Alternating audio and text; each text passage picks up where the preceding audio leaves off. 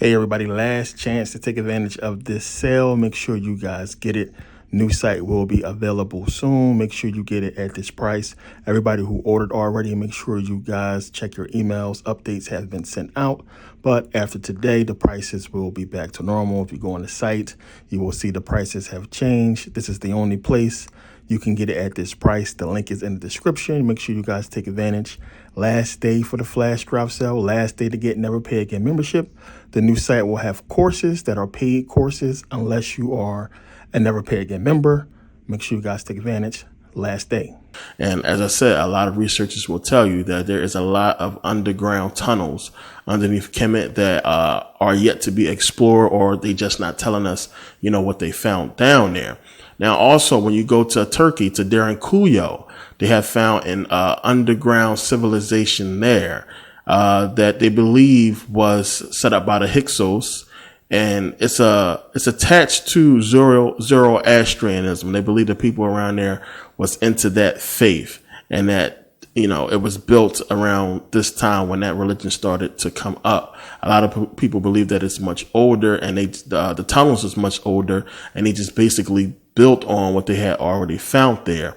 But it's a story in the whole Zoroastrian religion about Ahura Mazda, who is basically the god of the religion, telling them to go and hide, or go and to create these underground cities to live in, to hide from a war that was going to be happening in the sky, to hide from the sky war.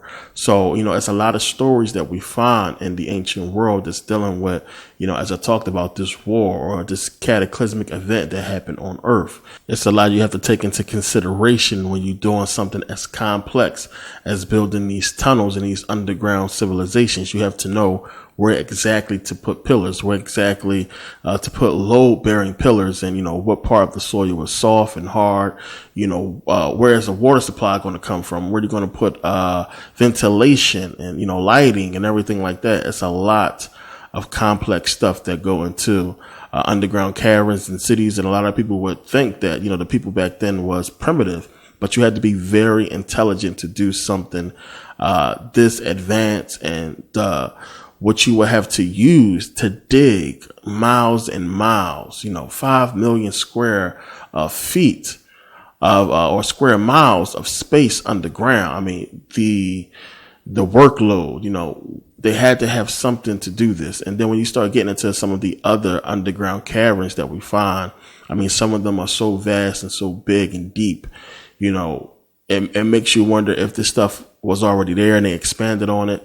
And, how did they build a lot of these underground caverns? Now, we find these underground caverns, these underground civilizations all over the earth. There's many stories I know a lot of you have seen about, people, doing work on their homes and finding entranceways into underground civilizations. There was a story about that in Turkey and in Paris as well, about underground civilizations and all these vast passageways leading to underground civilizations. We find this stuff all over the earth, and we also find pyramids all over the planet. Now, both of these things have something in common, that there is either water directly under them or somewhere near them. Now, a lot of you have heard about the whole hollow earth theory, that when you go much deeper into the planet, there's supposed to be, huge cities underground and, people, advanced civilizations living underneath the earth. We're going to get into the hollow earth theory a little bit later into this. But the whole question is why?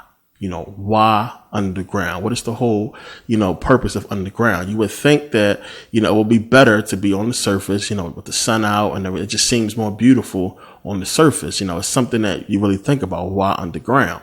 Now, the thing is this is what you have to understand. And some of you know this already, some of you do not, because they don't teach it to us. Now, on the surface of the earth, when we living up here, we are being exposed to all kinds of cosmic radiation. That's a fact. Now, most of the radiation is completely harmless. It goes right through us. It doesn't affect us. But there's a lot of it that does affect us. And our body cells is continually, ever since the first day we are born, our body cells is consistently fighting against this radiation, but it also has to fight against microbes and bacteria and viruses and diseases. So our body cells is continually fighting against these things for our entire life. Now, the deeper you go underground, you are not exposed to any of these things because there's a high concentration, a very high level of negative ions. That is the word of the day, negative ions. Pay attention because this is the main point I want to make in this entire video. What negative ions is. I don't know what you have been told about them, but you have to understand this. Negative ions play a major role in the cycle of nature on this planet, period, point blank. They play a very vital role in our lives. This is something that is not being taught to us. A lot of people remember those bands people used to walk around with, supposed to be, dispersing negative ions, whatever like that. You have to really understand what negative ions is, and we're going to really get into that in this video. But underground, negative ions exist, and what negative ions do is they completely wipe out radiation, microbes, viruses, and everything like that. They cleanse the body so that your body cells can do what they are meant to do. Your body cells, our body cells, are meant to regenerate. Understand, something that regenerates can never die, because it keeps regenerating. This is what negative ions is supposed to do. So underground, it's a high concentration of it, and people in theory, and not even in theory, really scientifically proven, will actually live longer with a high concentration of negative ions because your cells will just regenerate. I want you to think about something. I want you to think about stem cell research. The reason why stem cell research works is because they can do these experiments with the stem cells, and the cells have let's say a sterilized environment to work with. Now, when your body cells, as I said, is not fighting anything, they do their job, and that is to regenerate you. So this is why stem cell research work. I also want you to think about cancer patients. When they go get their chemotherapy treatment, what happens is there's a high concentration of radiation, emitted to, the tumor or the cancerous part of their body. And what happens is their body cells, basically come together and fight hard because it has to fight off that radiation. It tries to fight it off. This is why, when they finish the whole treatments, they are completely weak and, they're tired. They start losing their hair because the cells, that's basically holding your strands of hair together have to basically go to the energy used to fight off this bombardment of radiation to your body. So you get weak, you start losing your hair, and they have to use a high concentration of radiation, to shrink the tumor. But it takes a toll on your body. And this is why some people don't die from, the cancer. They die from the radiation. And this has been proven. So, our body cells are meant, whoever created us, understand this. Our body cells were meant to basically heal us. And to, the implications is if your body cells is doing its job, you should be living on this planet for thousands of years. But there are other things that's keeping that from happening. We're going to get into in this video. Now, also, I want you to think about trees. Think about the fact that there are some trees that live thousands of years. If a tree is in the right location and has the right supply of resources, we talk about sunlight, a good, channel of water underground that they can tap into, or if it rains a lot in that area, if they can get their roots deep enough, we know trees can live for hundreds and thousands of years. Now, with some researchers in Australia, in Queensland University, in Brisbane, Australia, who did some research on trees and plants that they say, basically was electrifying the atmosphere. Now, listen to this. And this is from Queensland University of Technology. It says, plants have long been known as the lungs of the earth, but a new finding has found they may also play a role in electrifying the atmosphere.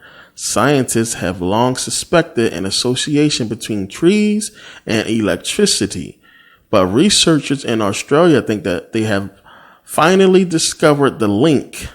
The scientists ran experiments in 6 locations around Brisbane. They found the positive and negative ion concentration in the air were twice as high in heavily wooded areas than in open grassy areas such as parks. Now, I want you to understand what this is saying. It is saying that the trees are pulling the negative ions out of the air. They don't really want the positive ions, even though they're going to be there. They want the negative ions because the negative ions is going to sustain them. Now, trees, plants are living things just like we are. So if they're pulling the negative ions out of the air into their atmosphere and using it to sustain themselves and keep themselves, going for years, centuries, millennia in many cases, this is something you need to think about because it's really deep. And what's going on. Understand, as I said, this is a natural cycle. This is what's supposed to happen. The negative ions keep them alive. It's that simple. Now, understand the key to this whole thing is water. Water is the key. Now, we're talking about basically the effects of negative ions on the body, and a consistent level of negative ions would sustain the body. We're talking about the fountain of youth here. This is why the fountain of youth, always was a fountain. It had to deal with water because water is the key to this thing. So now you have to have this steady supply, a continuous, infinite supply of negative ions to basically sustain you for who knows how long. Unless somebody blow your brains out, you would basically, in essence, live forever. And trees are able to do this. Not only can they pull the negative ions, from the ground and the water, but they can pull it out of the moist air. When all these trees are clustered together, it really creates a humid atmosphere that's muggy. And there's moisture in the air when you have that muggy atmosphere, and it can pull the negative ions right out of the air and redisperse it around them, turning their atmosphere into nothing but negative ions. The reason why you have to have it continuous, because once it dissipates, what happens? You're exposed to the radiation. You're exposed to microbes. You're exposed to any kind of viruses and bacteria that may be, anywhere near you. So having that steady supply of negative ions is key to this whole thing. So now, of course, if the atmosphere is full of this cosmic radiation, if this atmosphere is filled of microbes and viruses and stuff like that is causing harm to our body, of course, if you understand that there is a way to create a negative ionosphere, or to create negative ions that could surround the area and basically do what the trees are doing, pulling negative ions, out of the water and putting it into the air, then you have to do this. This is the purpose of the pyramids. This is why the pyramids were all over the world. How did you get negative ions? Remember I said water is the key. You get negative ions from the force of energy of falling or splashing water. This causes the splitting of neutral air particles that frees up electrons that then attach themselves onto other air molecules, causing a negative charge. Now, at the base or at the bottom of the pyramid, remember, it's over top of water. What happens is you have the splashing of water onto these the bottom of the pyramid, which shakes off negative ions and accumulates energy onto the pyramid. So now the reason why they built the pyramid under these ley lines is because the multi-level structure of the pyramid basically draws in more ions, and it basically creates more negative ions to disperse into the atmosphere. So this is what the pyramids were doing. They were amplifying their energy from the negative ions and basically creating more negative ions, or a consistent flow of negative ions into the atmosphere. So, Kemet was hot and there's moisture in the air, so it will be a stronger, negative ionosphere or negative atmosphere of, or an atmosphere of negative ions in Kemet, because it was moist, hot air. But this was everywhere. We could bet that even if it was cold, if they were able to do this, they did it. I don't know how much effect it had on the climate in cold places, but we know they did this, and because they did this, things were able to grow. I want you to go back and look. Remember, the Nile, fertile, is right there. But remember, before, the Sahara Desert was not a desert. It didn't used to be a desert. It was fertile. It was green. And what happens is the negative ions causes trees to grow huge when they have a steady amount. They grow huge. They grow in abundance. So understand that, remember, When you look at the depictions, the hieroglyphics of the ancient Egyptians, they were farming, remember? They had agriculture. They were farming. They was plowing the ground and tilling the ground, meaning that the land was fertile. Why? Because of the pyramids. So what happens now when you go to Kemet now? It's sand. It's a desert. The Sahara is a desert. Why? Because somebody came along and destroyed those pyramids. This is just proof positive, people. I'm telling you, when you do the research, you can put this stuff together. This was the purpose of the pyramids. To one, do exactly what the trees were doing, to do exactly what was happening underground, having a consistent flow of negative ions that basically sustain people, but not just people, the vegetation, the trees. This was alive and well all over the world, especially in Kemet. This is why pyramids were all over the place. Even some of the pyramids you find now, some people think that they are still active and still pulling negative ions out of the ground, out of the water, and dispersing it in the air. You find a lot of pyramids that is covered with plants or covered with grass and stuff like that. And this is why, because it's still working in some places and still drawing in these negative ions. This is why they built the pyramids underneath the ley lines, so they can amplify. Because all we're talking about here is energy. As I always keep telling you, it all goes back to energy. That's all we're talking about. We're talking about energy. So the pyramids amplified this energy and dispersed it. This is why Kemet and the Sahara Desert is a desert now. It didn't used to be. It was fertile because of the ionosphere, because of the negative ions that the pyramids was creating.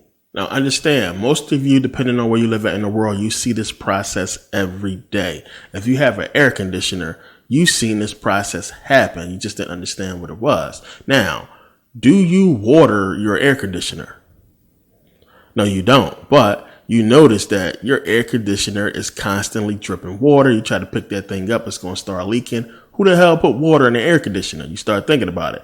What happens is the air conditioner does exactly what the trees does. It's creating negative ions. It pulls in the moisture from the air, which is why you use the air conditioner when it's hot, when it's humid. There's moisture in the air. It uses that moisture and change it into negative ions to give you cold air. It's the process. That whole process I just talked about is happening within your air conditioner, and the energy from the negative ions is being used to basically change, well, along with help from the socket, electricity from the house or whatever, is using the whole process to give you cooler air. It's the same thing. You see the process every single day. And a lot of people don't realize it. You got to understand and start looking at certain things to understand why certain things are the way that it is. And, it's science to a lot of it. I know a lot of it is like nerd and weird talk.